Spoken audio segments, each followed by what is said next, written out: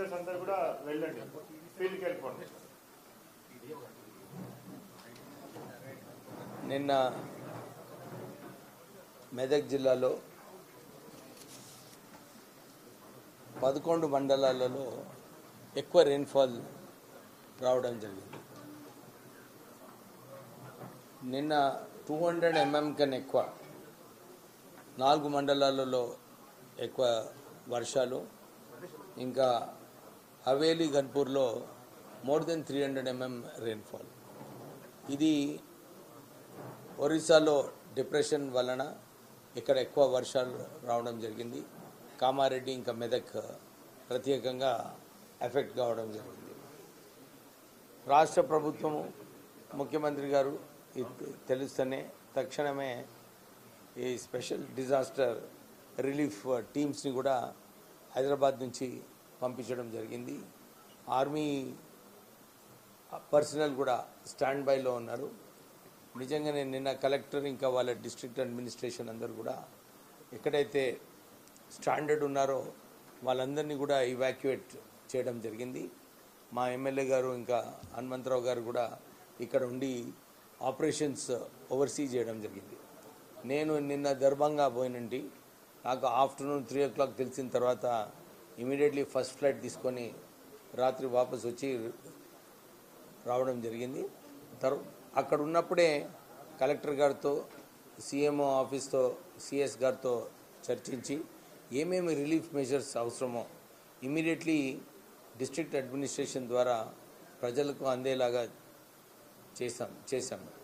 అంతేగాక ముఖ్యమంత్రి గారు 1 crore రూపీస్ తక్షణమే రిలీఫ్ ఫండ్ అని చెప్పి వారు ఇచ్చారు. ఈరోజు మార్నింగ్ మీటింగ్లో రివ్యూ మీటింగ్ చేసుకున్నప్పుడు electricity department, irrigation department, PR ఇంకా రోడ్స్ వారు ఏదైతే టెంపరీగా ఏదైతే నిధులు అవసరమో ఆ నిధులు కూడా ఈరోజు ముఖ్యమంత్రి గారితో మాట్లాడి స్పెషల్గా వీళ్ళకి అలాట్ చేసిన తర్వాత వీరికి రిపేర్స్ చేసుకోవడానికి కూడా వాటర్ రిసీడ్ అయిన తర్వాత ఇది చేయబడుతుంది. అడ్మినిస్ట్రేషన్ స్టాఫ్ కూడా చాలా యాక్టివ్గా ఉన్నారు. వారందరూ కూడా ఇప్పుడే పాత కలెక్టర్ గారు కూడా వచ్చినప్పుడు ఇక్కడ ఓల్డ్ బిల్డింగ్స్ ఏమన్నా ఉంటే వీరికి కింద డ్యామేజ్ అయ్యే అవకాశాలు ఉంటాయి, అక్కడ కూడా కొద్దిగా అలర్ట్గా ఉండాలని చెప్పి అందరు ఆఫీసర్స్కి కూడా చెప్పడం జరిగింది. అంటే ఈ ఫ్లడ్స్ వలన ఏదైతే కార్యాచరణ తీసుకోవాలో ప్రత్యేకంగా కల్వర్ట్స్, లేక్స్, ఈ బ్రీచ్ ఎక్కడైతే అయ్యే అవకాశాలు ఉన్నాయో అక్కడ ప్రత్యేకంగా రెడ్ అలర్ట్ పెట్టి అక్కడ ఏదైతే అవసరం ఉందో అక్కడ ఇవాక్యుయేషన్ అవసరం ఉన్నా ఇంకా ఇతర హెల్ప్ ఏదైతే అవసరం ఉందో అక్కడ ఆ చోట్లలో అక్కడ డిస్ట్రిక్ట్ అడ్మినిస్ట్రేషన్ ఫుల్లీ కంట్రోల్లో ఉన్నారు.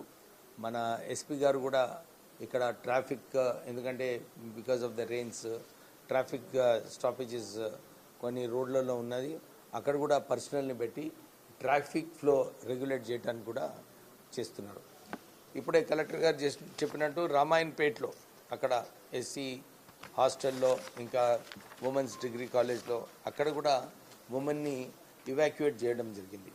ఎక్కడైతే లో లయింగ్ ఏరియాస్లో ప్రజలు ఉన్నారో వాళ్ళందరికీ కూడా హై ఆల్టిట్యూడ్ ఏరియాస్లో షిఫ్ట్ చేయడము, వారికి ఫ్యూచర్లో ఇబ్బంది కాకుండా చేస్తున్నారు. ఎక్కడైతే ఫుడ్ అవసరమో ఫుడ్ ప్యాకెట్స్ కూడా డిస్ట్రిక్ట్ అడ్మినిస్ట్రేషన్ రెడీగా ఉన్నారు. ఎవరికైతే నిజంగా అవసరం ఉన్నదో ఆ డిస్ట్రిక్ట్ ప్యాకెట్స్ కూడా రిలీఫ్ మెషర్స్గా ఇవ్వడానికి సిద్ధంగా ఉంది. సో మేము ప్రెస్ వాళ్ళకందరూ కూడా రిక్వెస్ట్ చేస్తున్నాము, మీరు కూడా హైలైట్ చేయండి.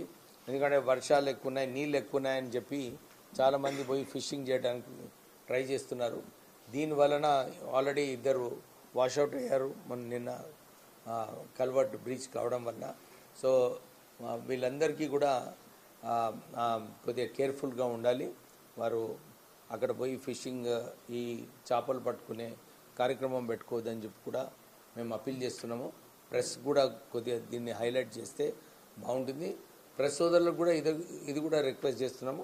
ఇంకేదైనా రిలీఫ్ ఎక్కువ అవసరము కొన్ని చోట్లలో ఇంకేదైనా హెల్ప్ కావాలంటే మీరు కూడా మాకు గైడ్ చేయండి. Will definitely be alert and take care of it.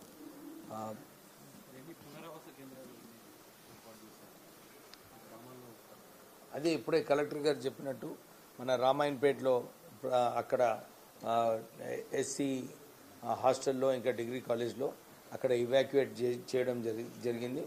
More than 430 people